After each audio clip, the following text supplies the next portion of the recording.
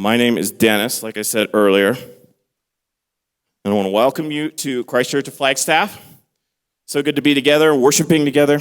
If you are new with us, please stop by the New Here tent. You'll find it just off to my left. You're right there in the room. There's some people there. They can answer your questions, help you find your way around. If you're a little confused or you're just curious about anything, they can help you there.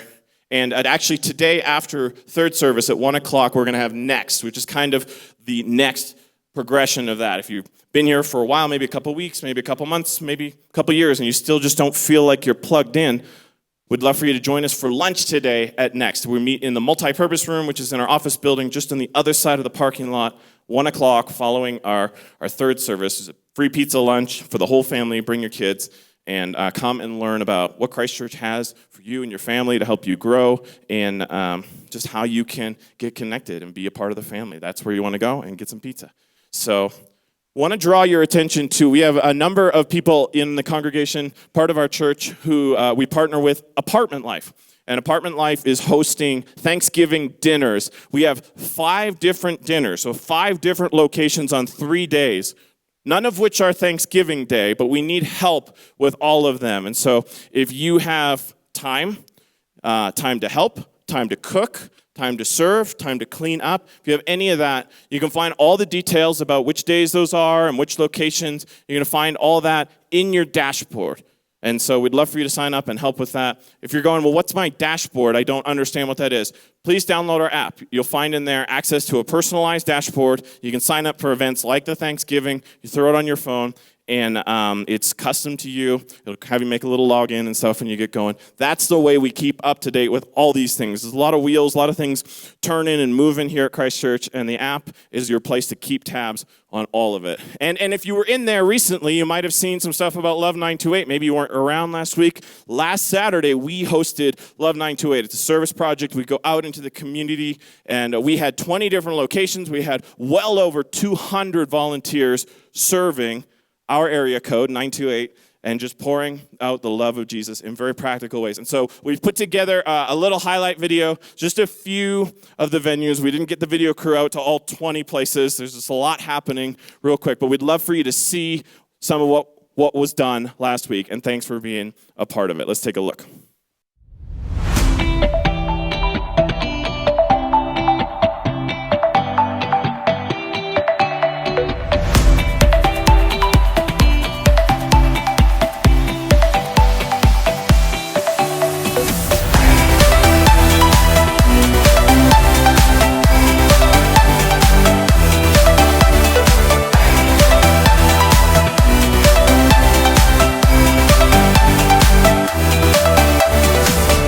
What today is about is service to the community. You really can see the impact that just one day makes.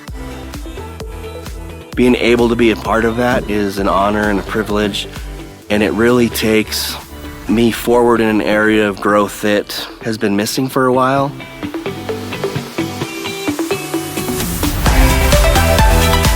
So grateful that Christ Church gives us the opportunity to be able to hop into the community and give back in such a meaningful and impactful way.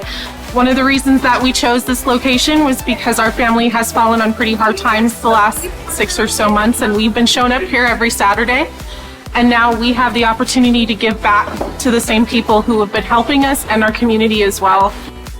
There are so many people that are in need right now here in Flagstaff alone, and to be able to show up here today and give back in a way that we were able to receive not that long ago is just an awesome, awesome experience.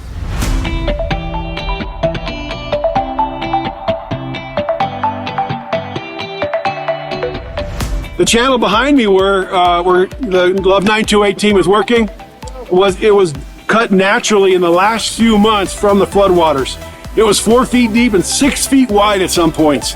And your team has not only been filling in that channel, but excavating out the garden. So thankful in the aftermath of the devastation that the Christ Church hasn't forgotten folks like us who are still struggling with the effects of the fires and the floods. One of the most amazing things about being the body of Christ is that literally and figuratively, we're supposed to be the hands and feet of Jesus. And all of your folks that are here, being the hands and feet of Jesus to us and our family today is pretty amazing. Thank you, Christ Church of Flagstaff, for loving the Flagstaff community so well. Thanks for all you do and for the incredible blessing you are to my family, to Indian Bible College, and to so many else. We just so appreciate your heart for this community.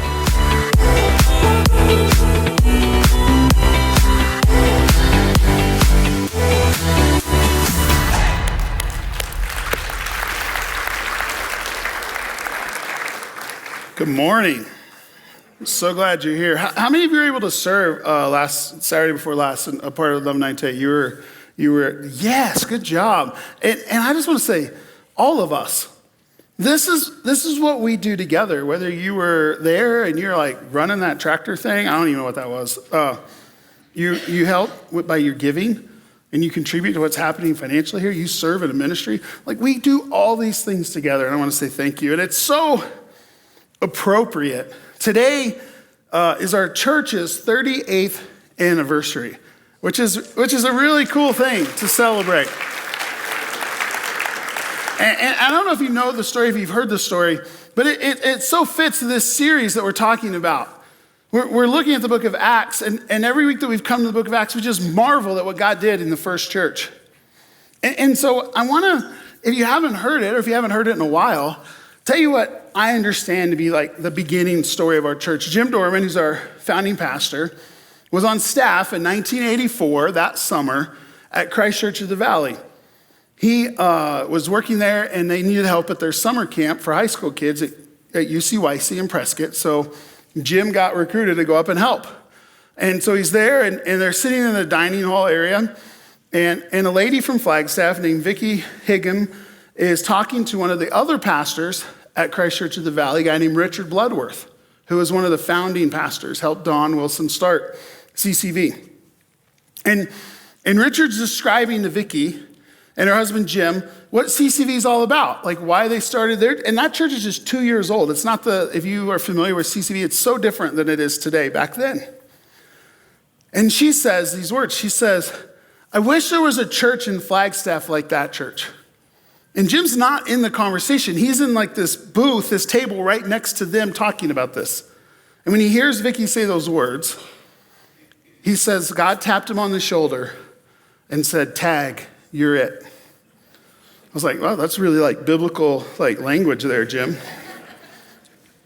And what she was describing and what she was hearing described is this desire for a church that made it easy for people to turn to God.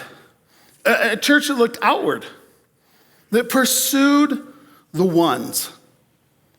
We use that word one, that number, often around here, and it just comes from Luke 15, where Jesus tells these stories of a lost sheep. The shepherd had 100 sheep and one was gone, and he leaves the 99 to take care of themselves. They're fine. And us as the followers of Jesus, we see ourselves as the 99. And then we look at the people around us who are far from God. They're just disconnected from God. They're disconnected from his family. They're the ones. And the reason that in 1984, Jim and Phyllis left Phoenix, he left CCV, and he came and started a new church, is that after some period of time, all the churches in town had started to look inward instead of outward. And so just a couple of pictures, just kind of fun looking back. That's Jim on the left. If you haven't met him, he looks exactly like that, still today. That's Don Wilson, who started CCV and happens to be my father-in-law. So for a few dollars, I can tell you some stories about either one of those guys. And this was actually back after our church was only a couple years old. They used to do a church camp out between the two churches down at Mormon Lake. And I just can't even imagine what that'd be like, but it sounds awesome. This is Jim and his family, Phyllis and their kids. When they came that summer, he went home to tell his wife, God just called me to start a new church in Flagstaff. And Carrie, their daughter, was just a few weeks old. She was a brand new baby. And here is one of something going on in one of our services. I don't even know what this is, but that's Ron Phillips on the left, who's the Phillips and the Rumans are the families I know of that have been in our church the longest. besides Jim and Phyllis, who are there on the right. And we just celebrate this calling that God put on a family. None of the things made sense. They just came. They knew Jim and Vicky. And that was it. And they started having Bible studies and conversations and meeting people. And in November, the first Sunday in November, 1984, they had a church service. And here we are today. And we gotta constantly remind ourselves. We're gonna look at Acts 15. So you have it on your phone or your Bible. Open up in the Message translation if you're doing it on your phone or your tablet. Because here's the thing is, like I said, our church need to be planted because most of the other churches in our community had started looking inward. It's why I hope and I believe that God's calling new people to start new churches even today. But he's calling you and I through his word to look at, are we turning inward? Do we still have our eyes focused on the 65, there's at least 65,000 people in Flagstaff who are not connected to a church family. There are 18,000 students at NAU, not connected to a Christian ministry or local church. So I'm not super good at math, but I think that's 83,000 people at least who were ones. They're not bad, they're not evil, they're just not connected. This struggle, are we gonna look outward or are we gonna face in? It's long-standing. So if you turn to Acts in chapter 15, what's going on, and we're gonna read a lot of this text. It'll be on the screen, and I'm gonna need you to focus, okay? Stay with me here. Because this story is really important for us to understand. What's been happening is Paul and Barnabas have been going on their first missionary journey. And they've started churches in areas where both Jews and Gentiles, non-Jewish people, were becoming Christians. And they come back home to where they're from in Antioch. And the church there was made up of Jewish people and non-Jewish people. And Jewish people had taken this view that they were going to live all over the Roman Empire in different cities, but they're going to live separated from the non-Jewish people. They were going to be in the community and participate in some things, but not relationally connect. And so it just started with great intentions to keep themselves pure, to not be changed by the Roman pagan culture around them. But over time, it just became this legalistic viewpoint of separation and pride. And in Acts 15, this is what we find. It wasn't long before some Jews showed up from Judea, insisting that everyone be circumcised. Now, who thought we were going to talk about that at church today? Come on. This is awesome. If you're not circumcised in the Mosaic fashion, you can't be saved. Paul and Barnabas were up on their feet at once in fierce protest. The church decided to resolve the matter by sending Paul, Barnabas, and a few others to put it before the apostles and leaders in Jerusalem. After they were sent off and on their way, they told everyone they met as they traveled through Phoenicia and Samaria about the breakthrough to the non-Jewish outsiders. Everyone who heard the news cheered. It was terrific news. When they got to Jerusalem, Paul and Barnabas were graciously received by the whole church, including the apostles and leaders. They reported on their recent journey and how God had used them to open things up to the outsiders. Some Pharisees stood up to say their piece. They had become believers, but continued to hold the hard party line of the Pharisees. You have to circumcise the pagan converts. You must make them keep the law of Moses. So what's happening here is out of what was good intentions to stay focused on being God's people, to stay focused on the law and what Moses had instructed them to do, had turned into this control. And these Pharisees, if you've read the biographies of Jesus, the gospel accounts, you know how they were always pressing him, the minutia that they focused on. And some of them had become Christians. And they just had this mindset that you have to also be Jewish and follow these customs. And circumcision is just the The very extreme example, right? Guys, right? Like if as an adult you decide to go from being a Roman and worship Caesar and the gods and Zeus and all that to Jesus only, but now you got to go through this. Like, and it was just an outward, it was just this extreme example of not just circumcision, all of the laws, all of the rules. And they were forcing their opinion on the early church. Their conflict when you look out and you reach people that aren't like you. The apostles and leaders called a special meeting to consider the matter. It's like the first church board meeting ever. It's awesome. The arguments went on and on, back and forth, getting more and more heated. Then Peter took the floor. Friends, you well know that from early on, God made it quite plain that he wanted the pagans to hear the message of this good news and embrace it.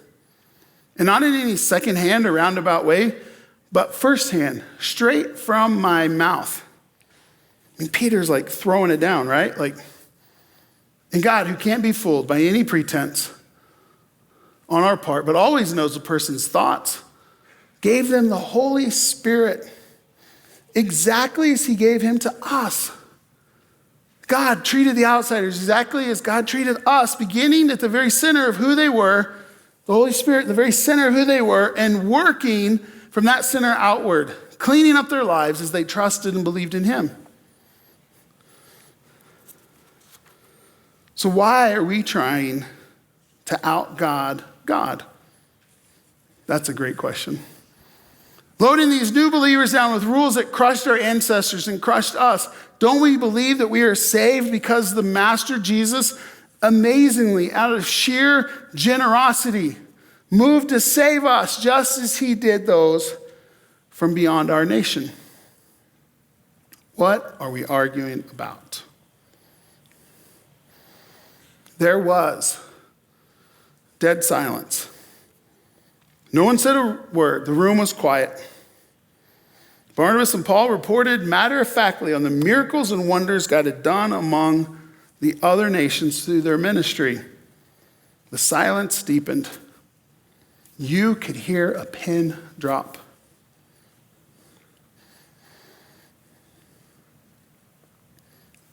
So then James. This isn't James who's John's brother in the Gospels. This is James who is Jesus' brother. But in the biographies, the gospel accounts, James, who is now a leader in the Jerusalem church, did not believe his brother, his older brother, who used to boss him around and was like perfect. Like, Jesus is your older brother, come on. Right? The guy could walk on water and you're just James. He didn't believe in him. He did not think he was the Messiah until his death and resurrection. It's a powerful testimony that James follows his older brother. It's actually unbelievable. He breaks the silence. Friends, listen. Simeon, which is Peter's Hebrew name. So he's appealing to the people he's talking to, has told us the story of how God at the very outset made sure that racial outsiders were included. This is in perfect agreement with the words of the prophets. And then James quotes from the Old Testament. After this, I'm coming back. I'll rebuild David's ruined house. It's God speaking. I'll put all the pieces together again. I will make it like new. So outsiders who seek will find. They have a place to come to. All the pagan peoples will be included in what I'm doing. Then James says this, God said it, and now he's doing it. There's no afterthought. He's always known he would do this. So here's my decision. James is in charge. We're not going to unnecessarily burden non-Jewish people who turn to the master. We'll write them a letter and tell them, be careful to not get involved in activities connected with idols, to guard the morality of sex and marriage. That's what we're going to talk about next week, so you should probably come back. To not serve food offensive to Jewish Christians, blood, for instance. This is basic wisdom from Moses, preached and honored for centuries. Now in city after city we have met and kept the Sabbath. Friends, any time a church, a group of people following Jesus, anytime the 99 look out and say, there are people who need what we have found, it creates tension. It did at the very beginning of this thing called church, of Christianity. It's the norm to have this tension. And I think because we live in a time and a space where tension and conflict, we don't like them. We especially don't like them here at church. We just look inward and forget the outward, because then we don't have to have the tension. We don't have to deal with the conflict. See what James said? He said we should not make it difficult for the Gentiles turning to God. This is that same verse we just read in a different translation.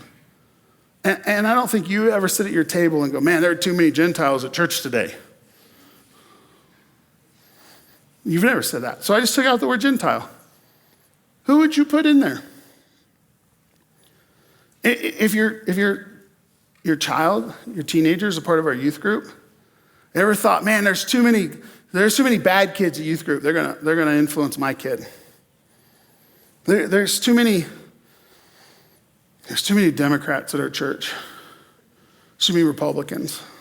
Are you guys tired of the phone calls, the texts, the me too?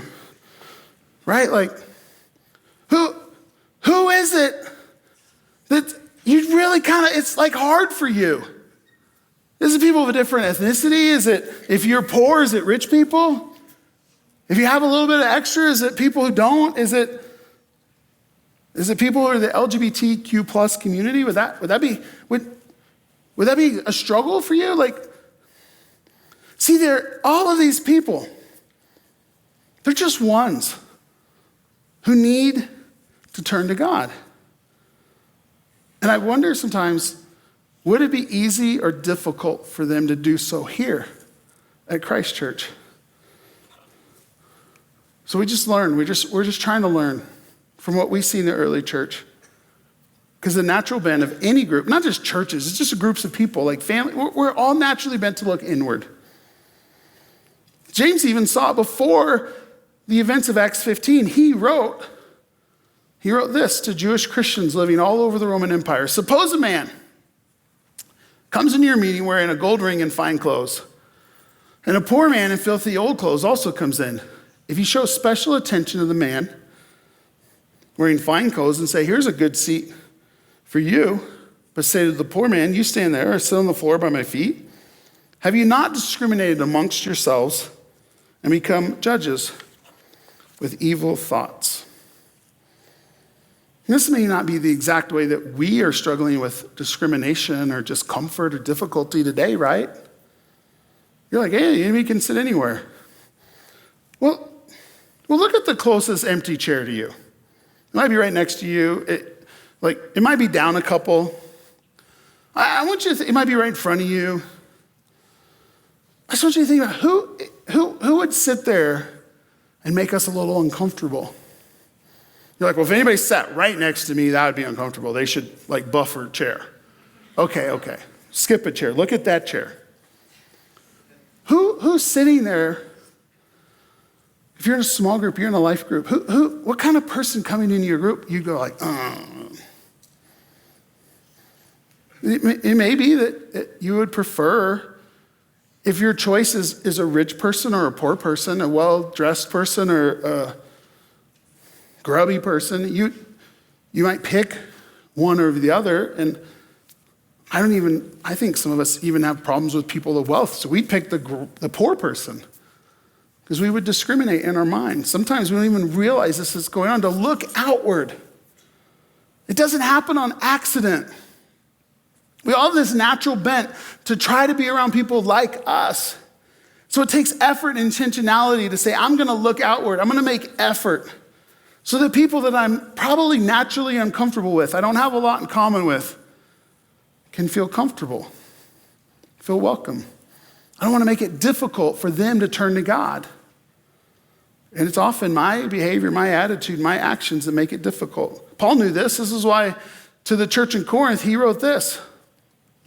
I mean, this guy's in the middle of this controversy. He knows exactly what needs to happen. He says, though I'm free and I belong to no one, I've made myself a slave to everyone to win as many as possible.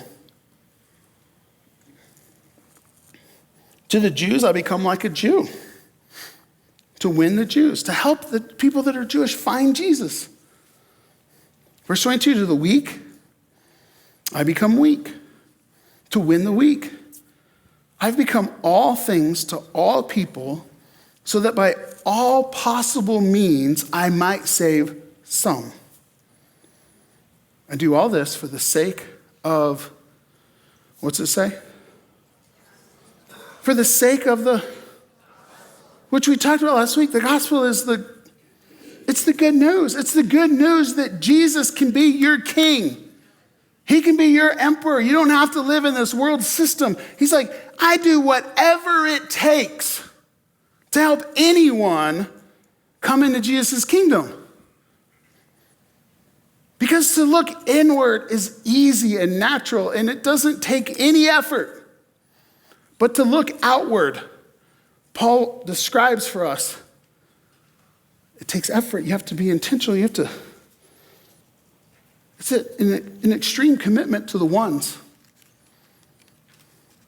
And I think for us, on our anniversary, it's a great time to just remember we started looking outward. We have to always remind ourselves to do so.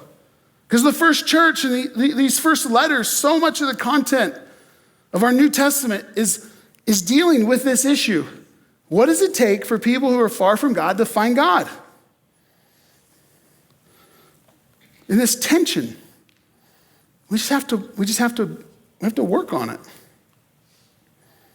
So what can apply to us today? I think the first is, let's just talk about, not to beat ourselves up. I'm not coming to I'm just telling you, this is my list, honestly. Ways that, I said we, I should say Chris. These are just ways I find myself looking inward. And maybe you find one or two of these that you go, oh, I might do that too. Maybe not. But me, I rank sin. Like my sin's not as bad as your sin. I'm joking, come on. Right? I don't know. But we do this. You talk to someone who does something, you absolutely do the exact same thing. But you have reasons that you do it. They're called rationalizations. And it's not as bad as theirs. Your reasons are better than their reasons. We rank our sin. We think ours is less than everybody else's, right? No, you don't want to talk about that? Okay, let me go on. Here's the way we turn inward. You and I, it's hard. We don't often interact with people who aren't like us, right?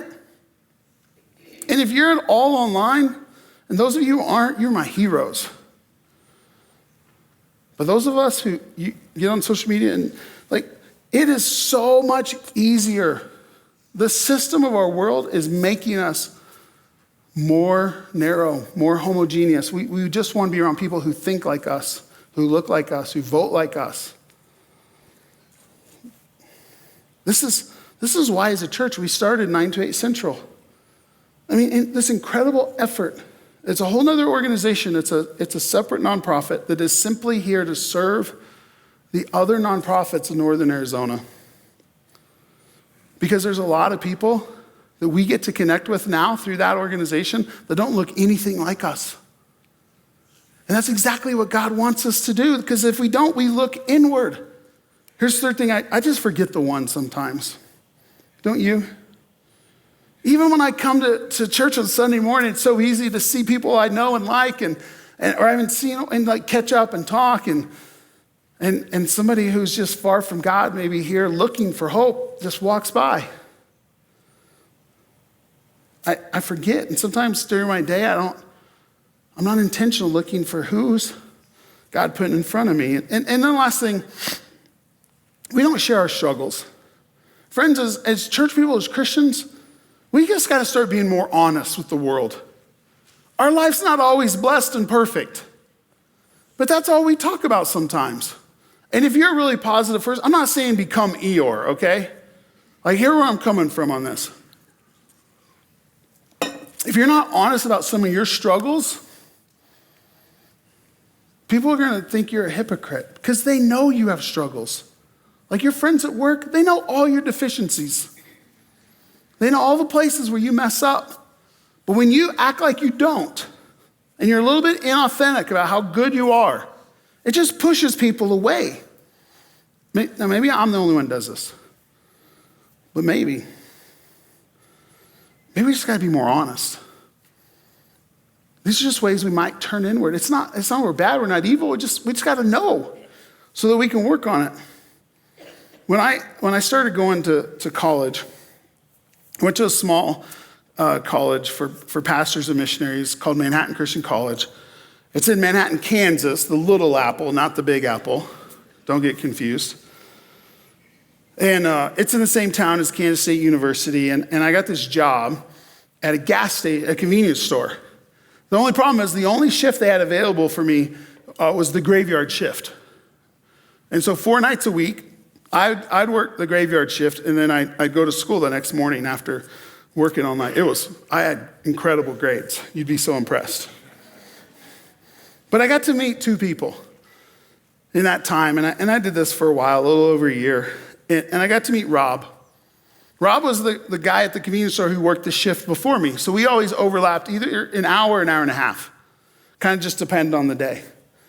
And so I got to know Rob, and Rob was the assistant manager, and we'd work together for those evenings.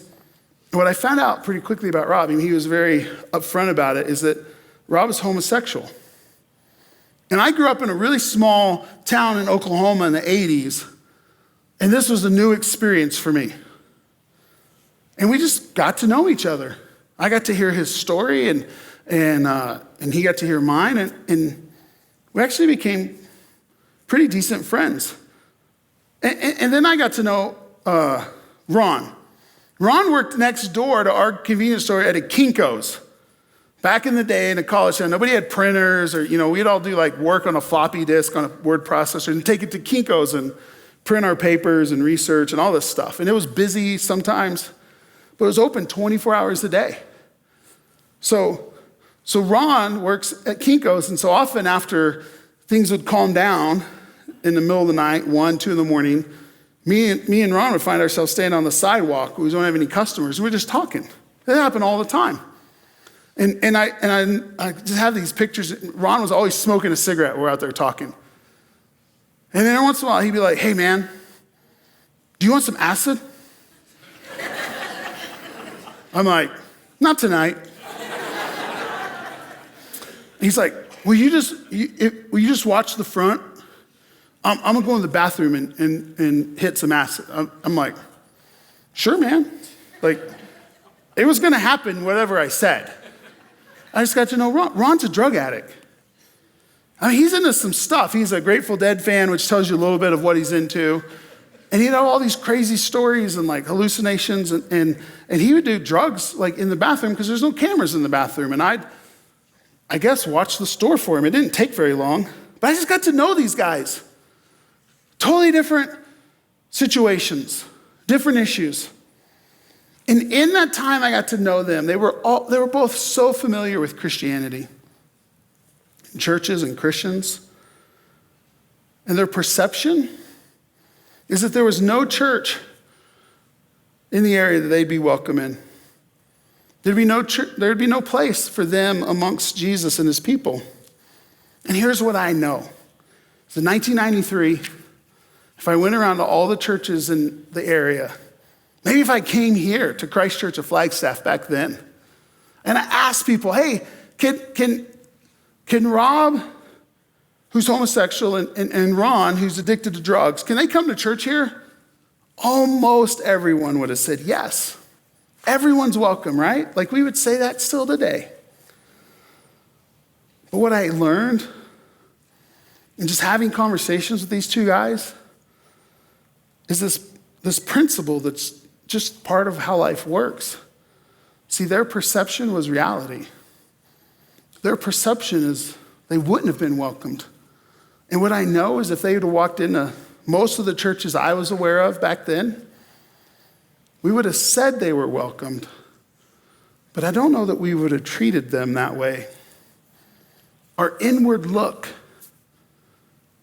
sometimes makes our words and our actions incongruent. James said we should not make it difficult for Rob to turn to God, for Ron to turn to God. So how do we look outward, church? What is it we can do? Let's talk about what we can do. We can just think about this. What if you just spent time getting to know someone? This is the hardest one, right? There's somebody around you in your family, in your neighborhood, where you work, where you go to the gym, just somebody who's different than you. Just get to know them.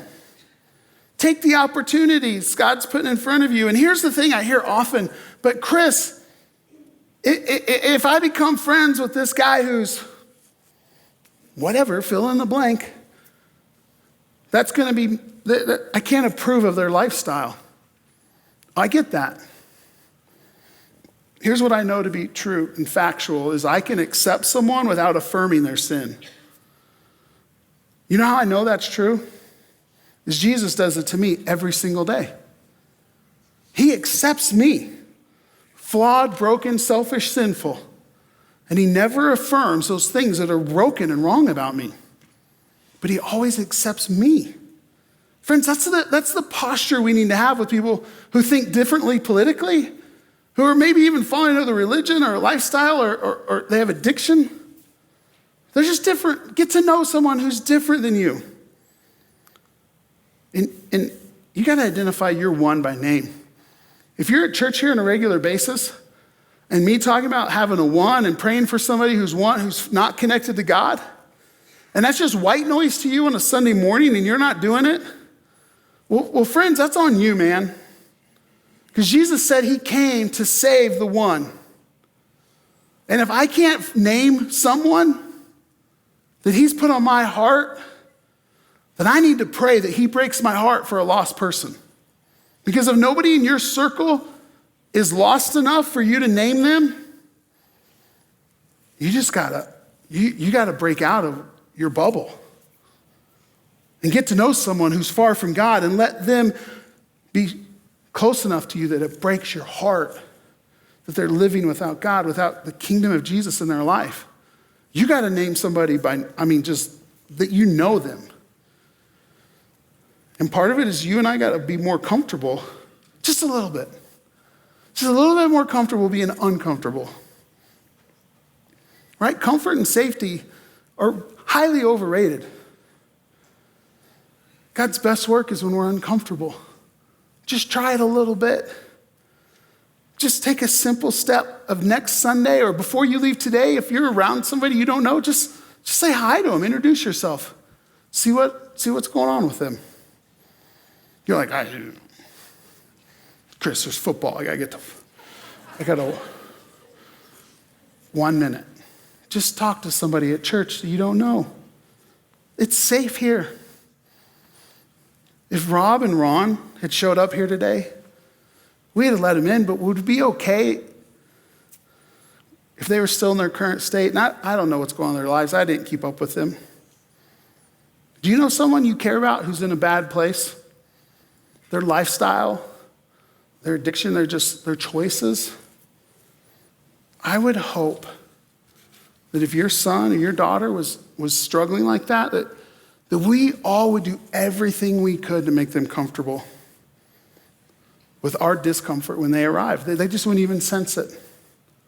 And how we do that is guys, we got to make this church the friendliest place in Flagstaff. And there's some people beating us at friendliness. Have you seen the line at Dutch Bros?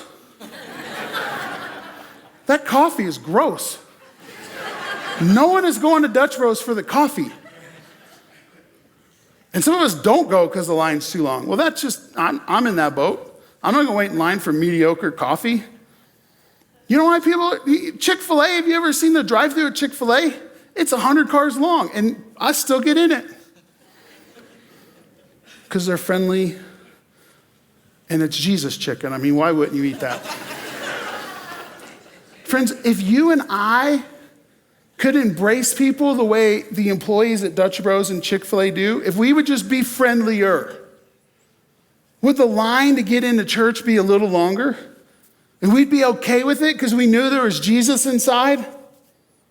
Guys, this could be the friendliest place in town, but it's not up to me and the 7 greeters outside. It's up to every single person in this room every single Sunday.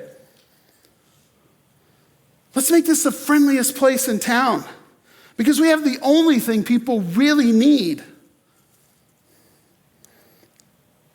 Just make your row friendlier. You don't have to do the whole room. Anybody sits by you, they're just going to be, they're going to know somebody cares. We all start there. Here's the last thing we can do to look outward. You and I somebody said, you keep mentioning this, Chris. When are you going to stop mentioning it? When we've filled it up. We got to make our student and children's ministry better, and we need more help. And here's why. 64% of people who follow Jesus in their life made the decision to do so before they were 14 years old. 2/3. If you figured that out at your work for your customer base, you would stop all your other initiatives and work on that. And that's probably what we should do, honestly. That outward look would pay dividends to the kingdom of Jesus for generations. And I'm not going to stop talking about it until all the spots are filled in our kids in our middle school ministry. Because God's calling some of us to serve, to look outward. I asked Jim, who started our church, recently, I said, hey, the anniversary is coming up. What about CCOF still excites you today? And he said, well, Chris, besides your awesomeness, he emailed me a couple things. I want to read part of his email. He says, the continued focus on our next generation. As I walk through the buildings on weekends, it's evident to me we're remaining strong in our commitment to raise up the next generation of Christian leaders, the preschool, the children's ministry, our youth student ministry, the corner, which is our ministry at NEU. He said, so many churches pray for the opportunity to make such an impact, and we get to observe it week after week in the ministry of CCOF. Church, we're doing this well, but God's spurring us on to do it even better. 2/3 make a decision, 64% before they're 14. It's life-changing. We can't do it without you. Just pick one. What are you going to do to just look a little outward? What's it look like for you today? Anytime a church has decided to look outward, it created conflict. It makes us uncomfortable. But we do so because it was done for us. We're going to celebrate communion, so you have a cup that you were given when you came in, hopefully. If you don't want to participate today, you're just not in the right space, or you're new, this is unfamiliar, you don't have to. But as we celebrate communion, what we're celebrating is Jesus' willingness to be uncomfortable. In the spiritual, the physical, and emotional, relational sense, he didn't have to do that. He went to a cross and he died. He was executed for no sin or crime of his own. He became uncomfortable for us. He becomes uncomfortable with us when we choose to look outward, because that's what he did. He looked out and he saw compassion on us. He saw us with compassion in his heart. So this bread, if you open up the bread side first, it goes better for you. It represents his body. He gave for you and I. Friends, let's take the bread together. And this cup of juice, this small bit here, it's a reminder that he spilled his blood. His life was poured out to give us life, eternal, but today with him in his kingdom. Let's take the cup together.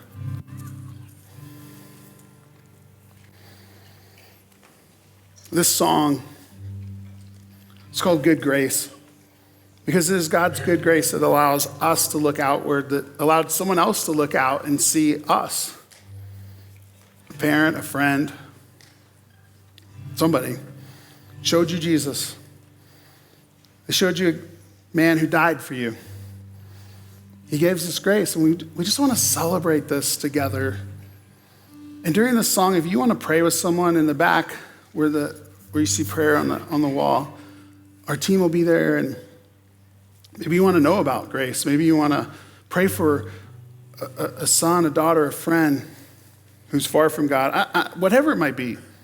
You're sick, you just want to pray for healing, they'll be there during this song. But would you all stand and join us as we just celebrate God's good grace?